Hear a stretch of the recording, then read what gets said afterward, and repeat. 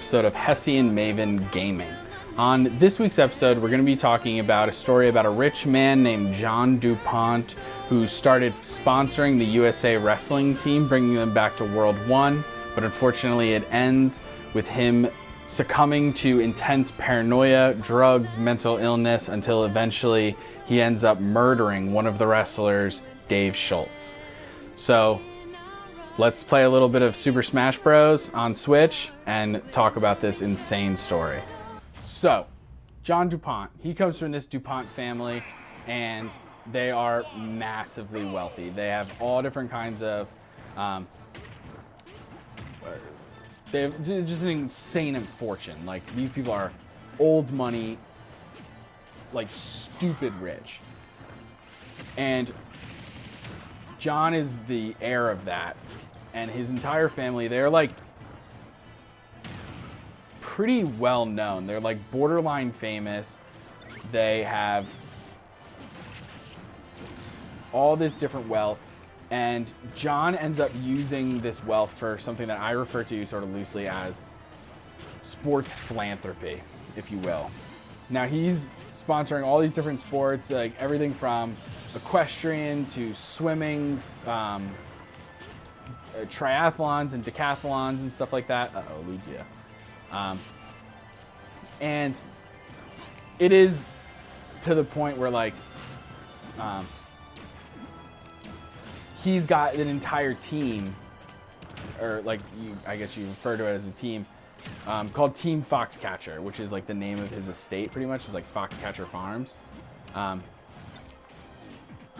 So he is giving all of his money towards these different sports, and that's how he starts Foxcatcher and Team Foxcatcher and stuff like that.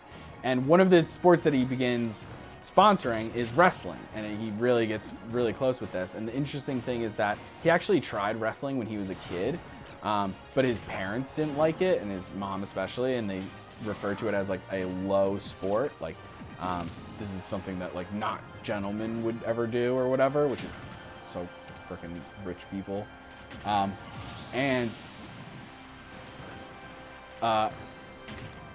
he is supporting these wrestlers because he's trying to make wrestling number one, USA wrestling obviously specifically. And the idea is like he is able to provide these people with everything from a stipend to a place to stay. Like a lot of people are staying on his actual farm even. And the concept here is that if the wrestlers don't have to worry about money, then they can sort of focus on wrestling.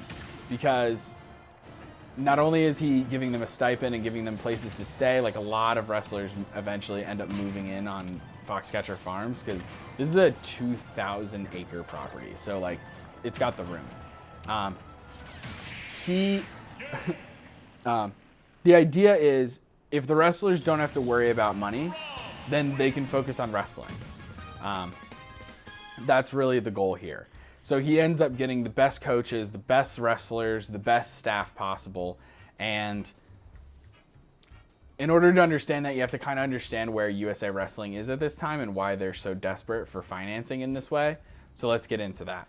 So at this time, USA Wrestling, they're just not well financed. They don't bring in a ton of money, and wrestlers in general are practically making nothing. It's really like a college and a a high school sport at this time.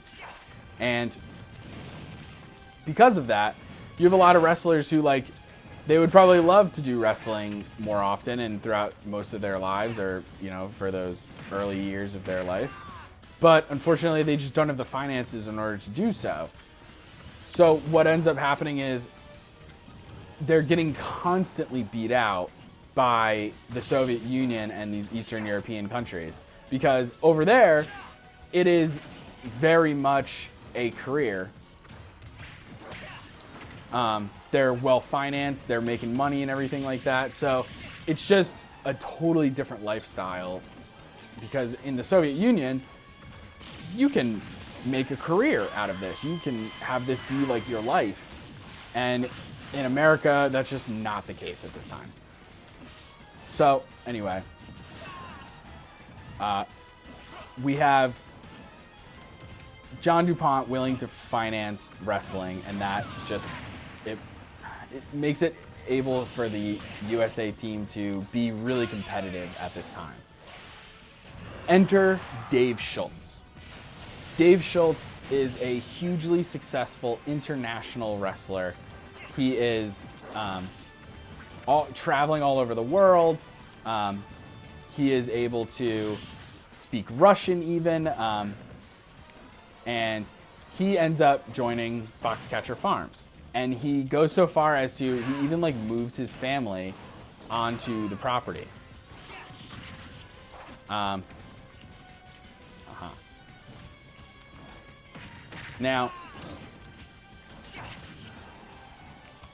oh, drop that right here.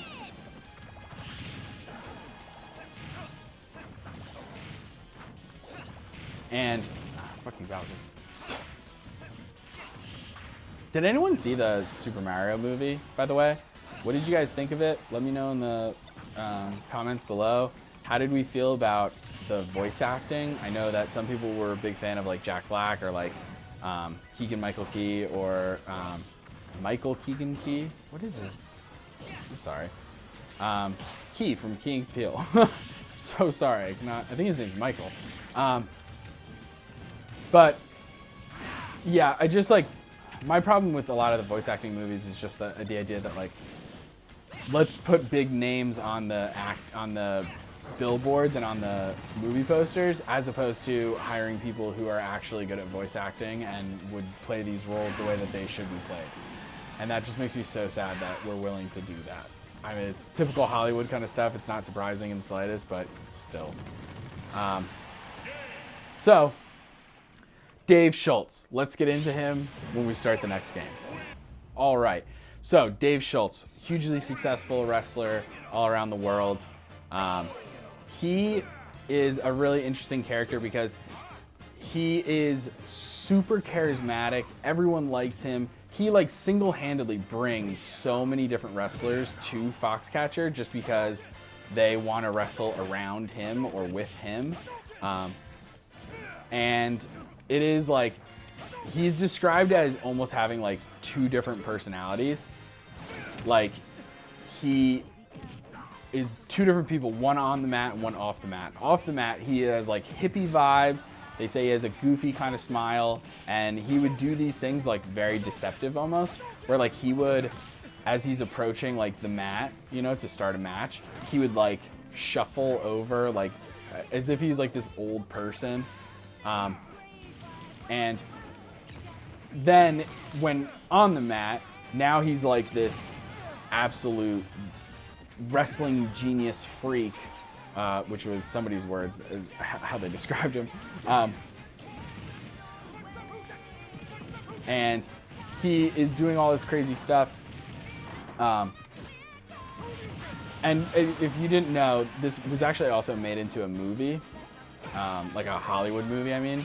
And I highly recommend it. It's really good. Steve Carell plays John DuPont, and Mark Ruffalo plays Dave Schultz, and then Channing Tatum plays Dave Schultz's brother. And it's just a good movie. They do a good job. And Mark Ruffalo does an incredible job. Like, you can see side-by-sides of Steve Carell and Mark Ruffalo playing those two roles, and it's just really, really amazing. But so Dave is he has these two different personalities, but the main thing people remember and know about him is that how friendly he was, how magnetic he was. People wanted to just be around him. He also, like, a lot of people notice that he really likes Russia. He liked their like culture and everything like that. He actually taught himself how to speak Russian, because when he's wrestling, you're wrestling against a lot of people from the Soviet Union who speak Russian, and he wanted to know what their coaches were saying to him. So this gave him this like really interesting advantage. Uh-oh. Come on. Nope. Nope.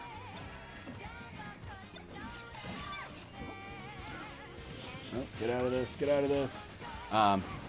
And him being able to speak Russian actually ends up allowing him to get a very particular wrestler who will come in more into play a little bit later, named Antonin from Bulgaria. And he ends up getting him to come to fight for Foxcatcher Farms, or Team Foxcatcher rather. And it just becomes really apparent that everyone really likes Dave. He's this magnanimous character that everyone is huge fans of. As soon as you meet him, you like him. And people are drawn to him, and he is a leader and a friend and all these different things. And this eventually starts to go south for Dave because John becomes jealous and paranoid about Dave. About Dave. And it just, his paranoia starts to rear its head.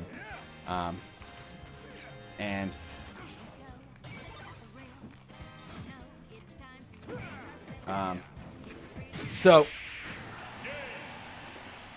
Dave's house is like the place to be. There's so many wrestlers living on the farm. It's like its own little community, and Dave's house is like the center of the universe. Everyone wants to stop by Dave's house. Keep that in mind. Next time, we're going to start talking a little bit more about John DuPont. Okay, so first thing that's a little interesting is that you have John, who also kind of has two personalities, similar to Dave, where Dave had these two personalities on the mat and off the mat, right? John also seemingly has two different personalities, and it's like,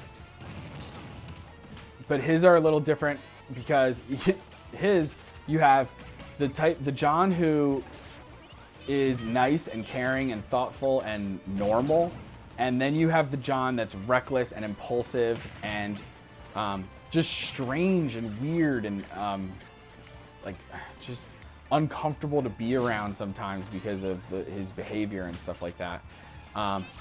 So John is at this really interesting time where he wants nothing more than to be part of the team. He wants to be one of the guys.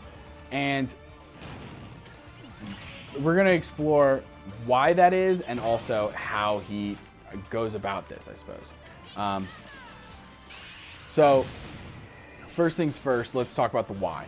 So John has a really isolated childhood. This is like one of those weird stories where like, and it doesn't feel good to even say this, somebody's wealth is like somehow holding them back. I don't know. It's one of those things where I'm all about like eating the rich and stuff like that. So like it's so weird to think about somebody blaming their wealth on like something, but in some ways it does make sense. So I kind of get it, which is why I included it in here. So he's got this crazy childhood. He has like no friends. He even tells some people that he's close to that he is like, oh man, it slowed us both down. Bummer.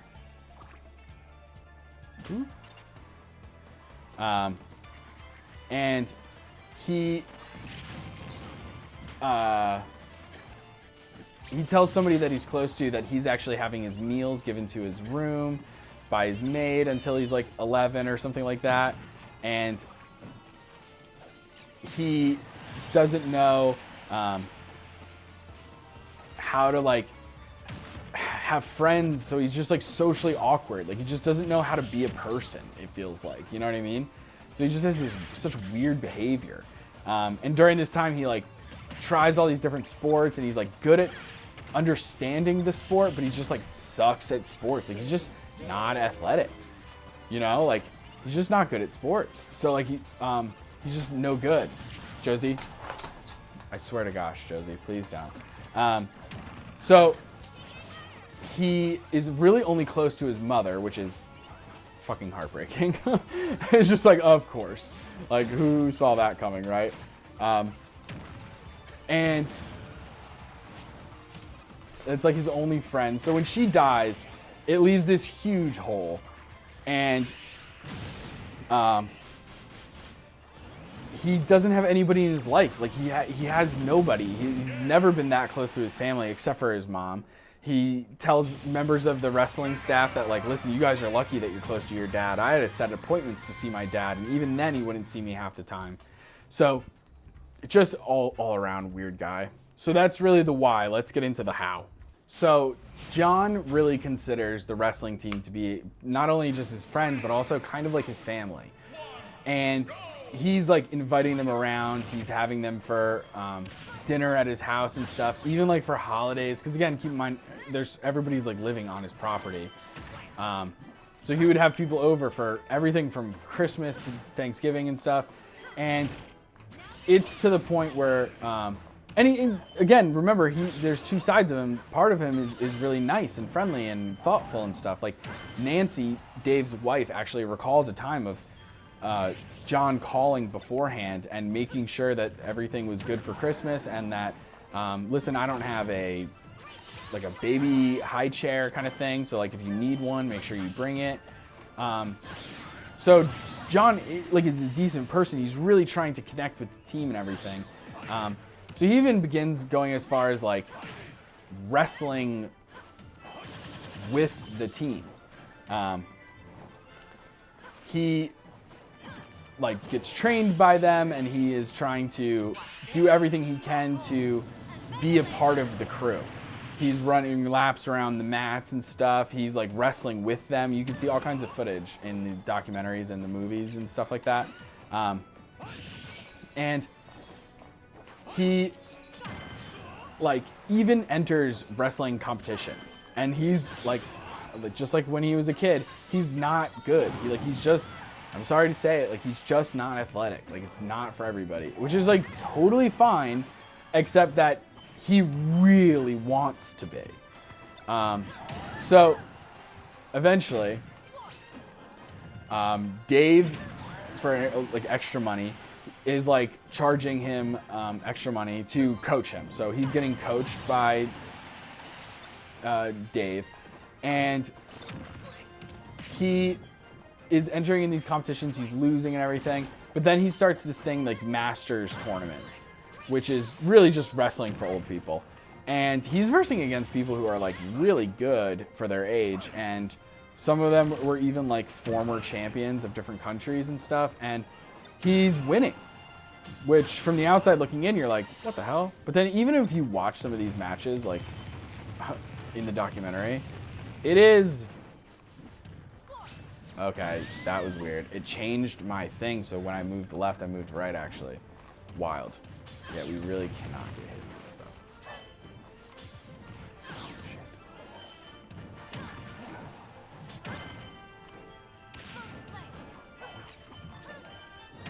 Come on. Things are not going my way right now. And he's beating these people, so you're like, what the hell?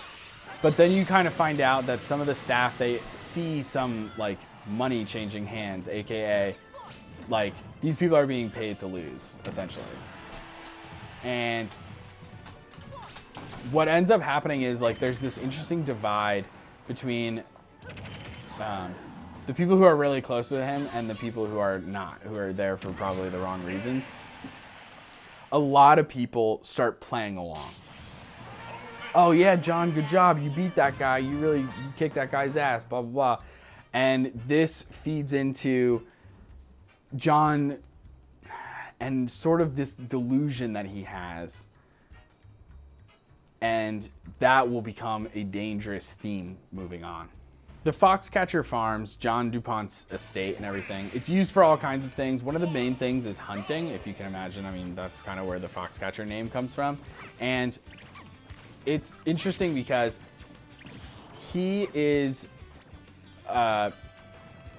having all these people over his estate and stuff because, again, the hunting is really good there, but it's also like it's exclusive. You have to be invited to hunt there, to hunt on the estate. And pretty much what happens is the local police actually they police it. They control the hunting and make sure that everyone on the property is supposed to be there. But it's really weird because this is the first kind of like time that we start hearing about the sort of, oh, that was the dumbest thing I could have done. Nope, I accidentally sung. That was stupid. I was so close to the edge. And this is the first time we start hearing about a really unhealthy and not good, unethical, I should say, not necessarily unhealthy, an unethical relationship between John DuPont and the police. Because the chief of police lives on the property. The police are doing all kinds of training programs and firearms trainings on his property. And John starts getting this idea in his head that he can kind of do anything, right? Like, he's so well connected. He knows so many people. He knows celebrities. He knows world leaders. He's met presidents, all this different kinds of stuff. And pretty much what happens is he's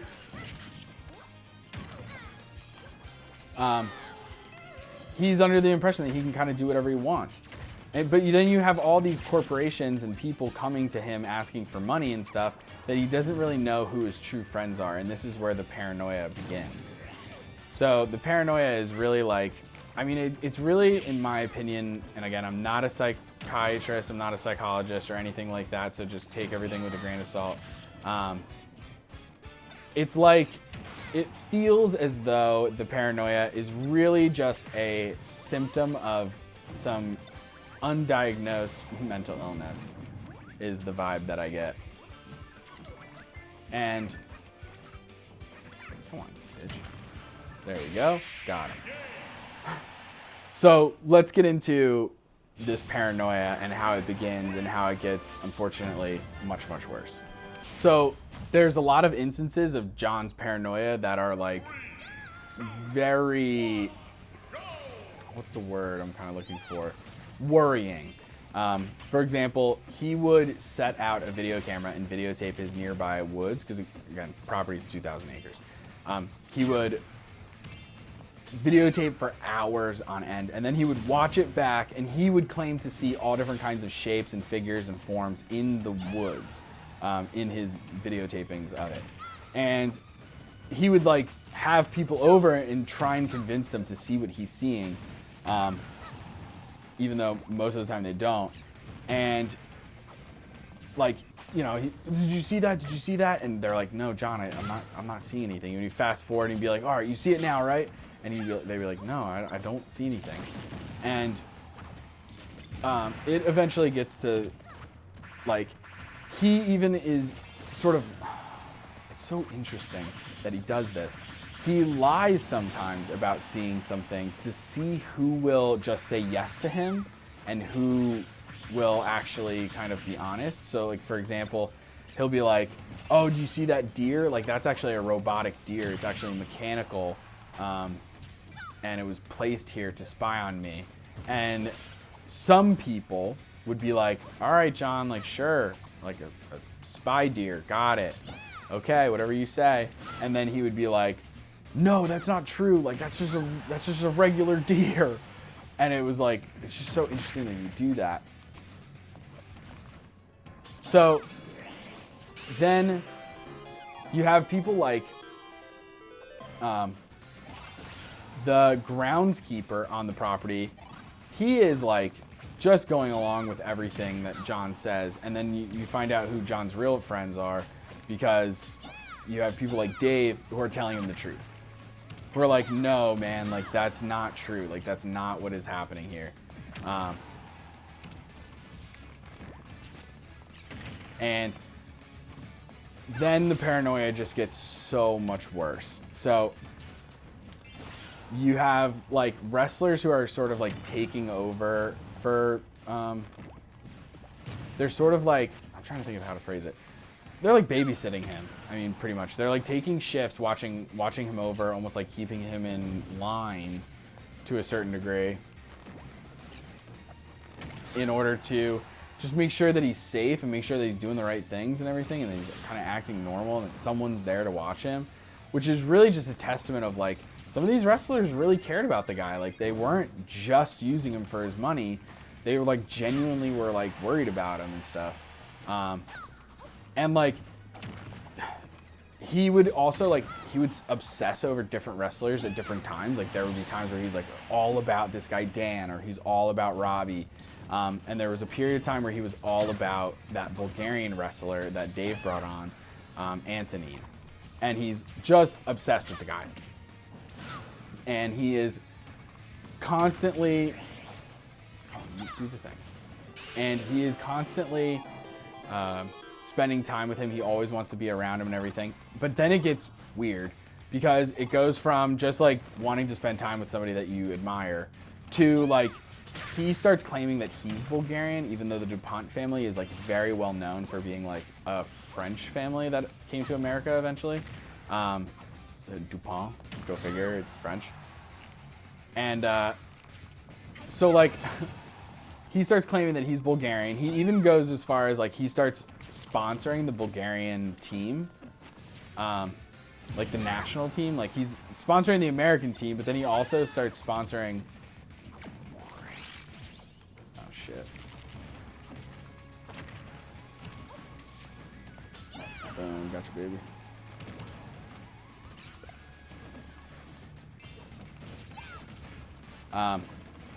And he is like,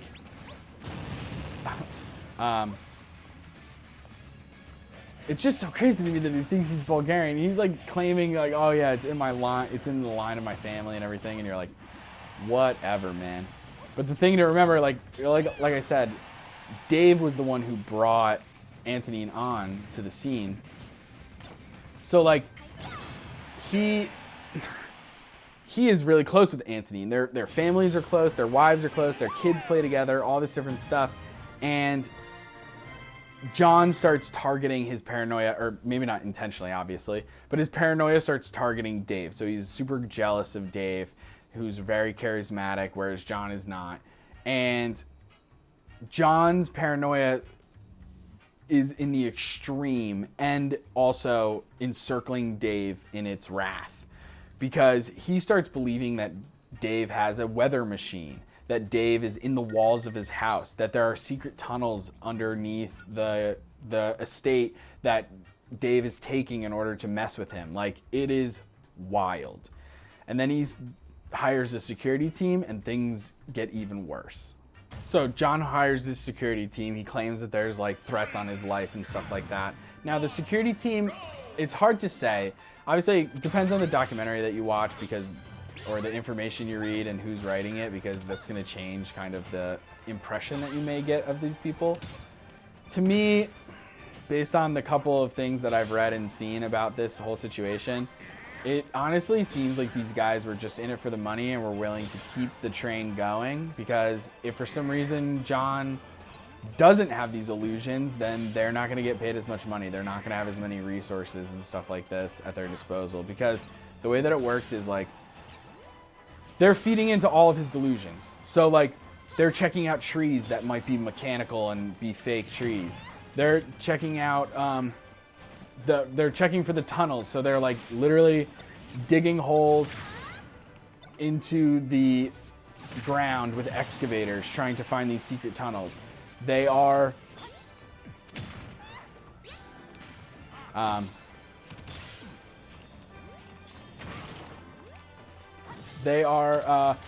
bringing in experts to disprove different things. They are doing x-rays on the walls to prove that there's no one in the walls. Like, it is, and like, again, not a psychiatrist, not a psychologist. I don't know.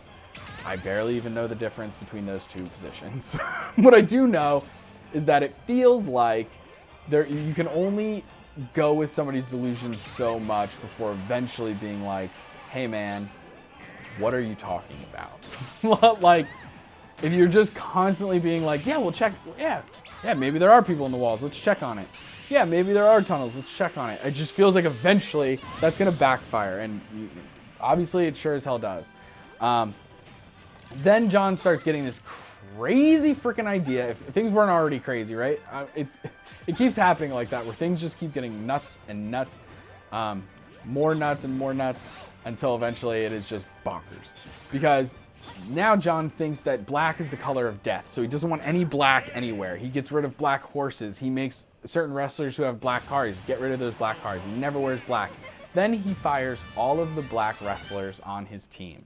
Every African American gets fired from the Foxcatcher team, which is insane. Should have been a massive red flag to everybody near him that he is going off the deep end.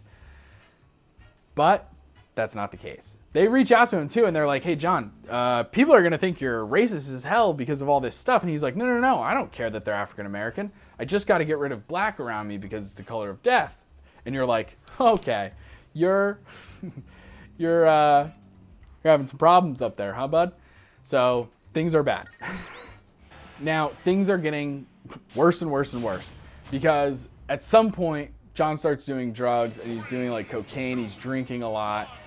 He stops like sleeping during. He's like sleeping during the day. He's like nocturnal, and it's even to the point like there are videotapes that John took himself where like he'll be looking at like wood grain, you know, like the curves that are in, you know, a wooden table or a boat or something like that, and he'll straight up claim to see bugs like in the wood grain. Like he's convinced that there's like slime or different like monsters coming out of the wood.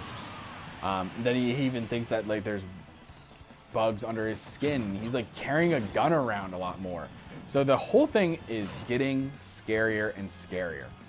Now, Robbie, who's one of the big wrestlers who like is pretty close to John and Dave and everybody, him and Dave both try talking to John, and they're like, dude, you might need to start seeking some serious help.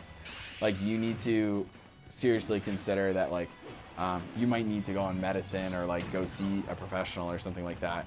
And anytime this is mentioned, John freaks out, which is never good because you can't even get help for the guy because he doesn't want any. And so, boom, not fucking time that perfect, perfect. And one day, one of the wrestlers on the team who's like been there since practically the beginning, like he might have even been there before Dave, I'm not sure, but he was like, you know, part of the inner circle, if you will. This guy, Dan. One day, Dan gets a call from his attorney, and they're saying, listen, John doesn't want you on the estate anymore. So he's not necessarily kicked off the team, he's just not allowed on the property. But Dan takes his time to get off, and that starts a dangerous snowball of events. So let's get into that. So first, Dan's not leaving right away. First thing John does is he rents a U-Haul and he ends up parking it in front of Dan's house, which is like very passive aggressive, but at least it's passive, right? We'll take it in terms of everything that could happen. But then things really quickly progress when Dan kind of thinks of it as a little joke and he doesn't do anything about it and he's still on the property. One day while he's working out, because he's not like kicked off the team, just the property, right? But then he is working out in the gym and John comes in and he has a gun. And he actually ends up like pointing this gun at Dan and he starts cursing at him, telling him to get off the property and everything. And it's just like, holy shit, like what a freaking jump, you know? Watch the flow of my movements as I demonstrate. No.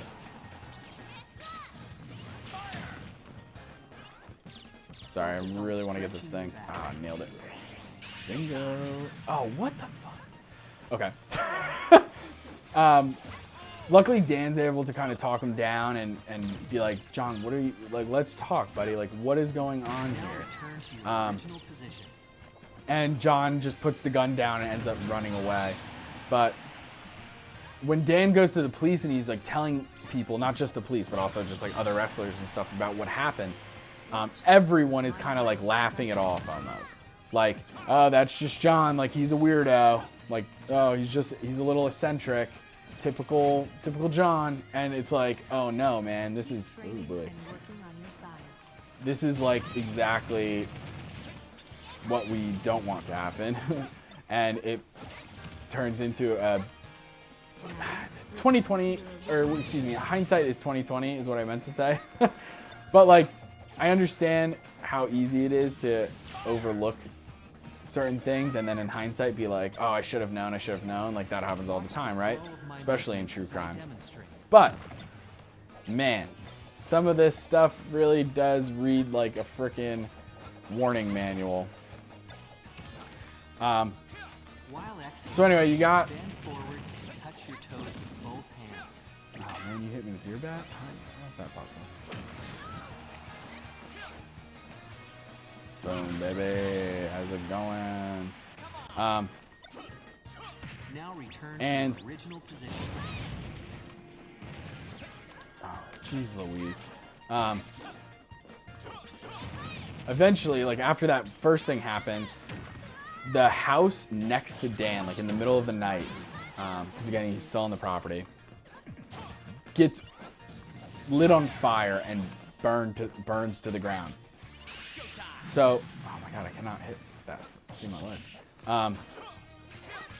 So at this point, Dan goes to USA Wrestling and is like, guys, what are we doing? Like, we got to figure something out. And USA Wrestling is really torn. They don't know what to do. Some people are like, we got to cut ties with this nutso guy. And the other half are like, no, let's stick around. We need the money. And Dave's actually the person who is like, guys, I wouldn't have my family living on this property if I was scared. And I'm not scared. So... And that is the deciding factor for them to stay with John and to stay with his money. So Dan eventually moves off. He uses the U-Haul and he leaves his van at Dave's house. This is where things, again, I know I've said it 1,000 times, this is where things take another step into Crazy Town. Which, don't confuse that with Flavor Town. That's Guy Fieri's neighborhood, and we don't fuck with that. What I mean by that is, when I say we don't fuck with that, I mean we don't mess with Guy Fieri. That man knows what's up. He has a lesbian sister and he officiates a bunch of gay weddings. So presumably he's a good guy. So, okay, this van is left on Dave's property by Dan. John, of course, has this become a new part of his paranoia where he's now freaking out about the van. He's, you know, what is he doing with it? What is going on with it? And I hate playing as Robin.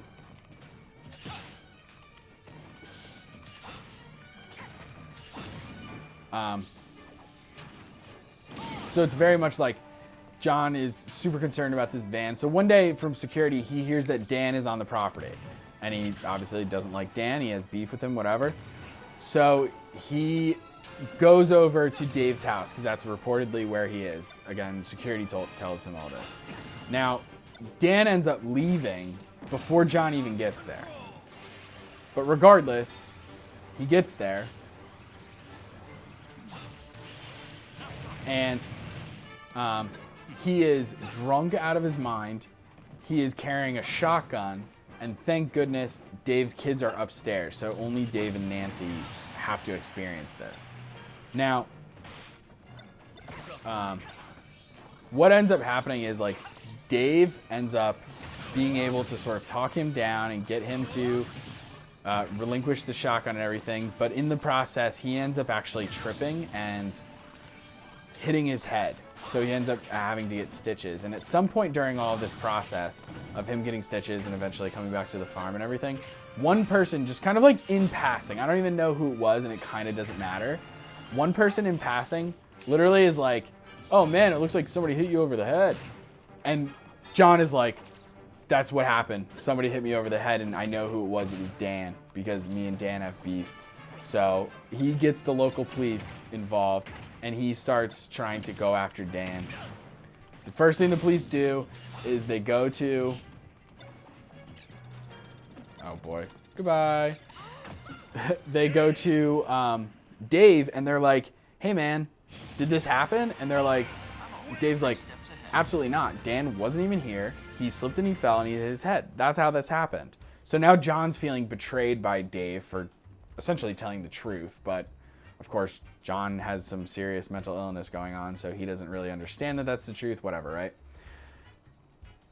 This leads us into our final moments.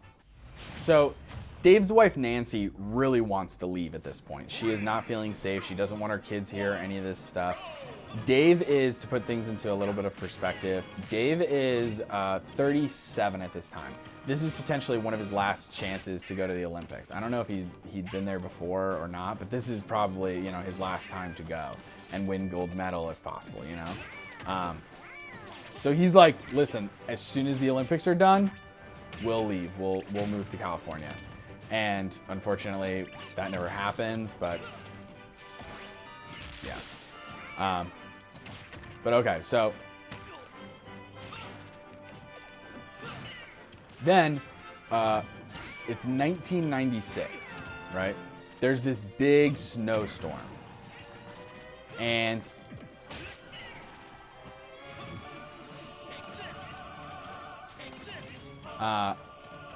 this big snowstorm. So John goes out with his security guy, this guy that I'm personally not a fan of. And he goes out with this guy, and they're looking for like fallen down trees or broken fences or something, which is like all of that is fine. But where it becomes an issue is one of the first places that they go in their little trip is they go to Dave's house. And when they're at Dave's house, it's Nancy and Dave are outside the house, and the kids are inside and they're upstairs and they're safe and everything. Thank goodness. And what ends up happening is as Dave is approaching John's car, without warning, he doesn't like say anything. He's not like, you did this, or he's not like, stay back or I'll shoot. He literally just, as Dave is approaching, he just pulls out his gun and he fires and he shoots he shoots Dave. And the security guy gets out of the car. Nancy is freaking out. She's there. She sees the whole thing, which is horrible, absolutely heartbreaking. And so, oh wow, I thought I had jumps. That was pitiful.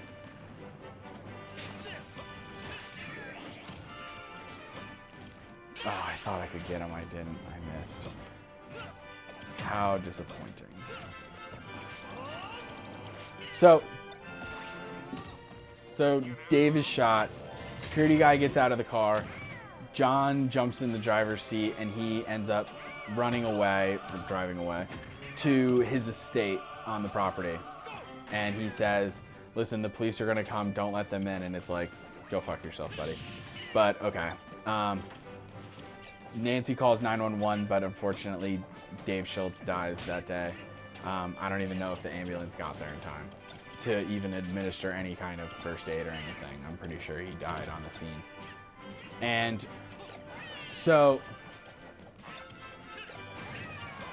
then we have like a standoff, not a standoff, but like a negotiation situation. It's like a hostage negotiation without the hostage. Which is the crazy part, right? Like, why aren't they just going in and grabbing this motherfucker? Like, what the hell is going on? One of the reasons is because they know that John DuPont has a ton of firearms. Because, you know, Second Amendment, and therefore buy as many guns as possible so that when you murder somebody, the SWAT team doesn't just bust down your fucking door. So instead they start trying to negotiate with him. John is like, I'm the head of state, you can't do anything, I'm allowed to do whatever I want on my property, blah, blah, blah. And it's like, you are nuts, man, to think that that is the case. But okay. So then, the police are trying to negotiate with him, but he is like he's not seeing reason at all. Which is pretty obvious, right? Kind of saw that coming, I imagine. So like, the police are also getting, because this hits the media like crazy. The police are getting a lot of shit for their relationship with John. They are being yelled at for not seeing any of the signs. they're being too close with him and it's borderline unethical. He's getting special treatment to the point where, like, during a press conference, one of the police officers who's in charge of the investigation or the negotiation or whatever says, "Oh yeah, Mr. Dupont is going to sleep, so we're going to talk to him in the morning." And reporters are like, why are you letting him go to sleep? Like, what the fuck is going on? Finally, the police end up shutting off the heat. And as John comes out to fix it, they arrest him. So let's get into the trial in the next match and then end this episode. So the defense team, if it wasn't obvious, because there's no real defense in terms of, we know who did it, we know that it was John Dupont and all this stuff. So then it really just comes down to the defense argument, I guess. And he says that he is innocent by reason of insanity, I think is the, not guilty by reason of insanity, I think is the phrasing of that, that type of thing. And it's like, okay, whatever. And like, it's crazy too, because like you can tell this is like a defense team kind of thing, because he's rich as fuck, so he's gonna get the best defense lawyers ever. But there's only so much that people can do, even in the best of cases. And he starts like, he's like wearing, or he's not wearing, excuse me, he's like growing his beard out and his hair. He's showing up to court in a wheelchair. Like, he is going above and beyond to really sell this insanity plea. Which, like, you have to keep in mind that, like, insanity pleas have, like, they're very specific for, like, what they are. It's not just, like, because you hear about this case, right? And you hear about all the things, thinking that there are bugs under his skin, thinking that there are, you know, different shapes in the woods, thinking that Dave has a weather machine and can control the weather. Like, you hear that and you think colloquially, like, oh, that's insane, right? But like, from a legal standpoint, it's much more complicated than that. It has to do with like being able to prove that you didn't know the difference between right or wrong and all these different things. So it's very different. And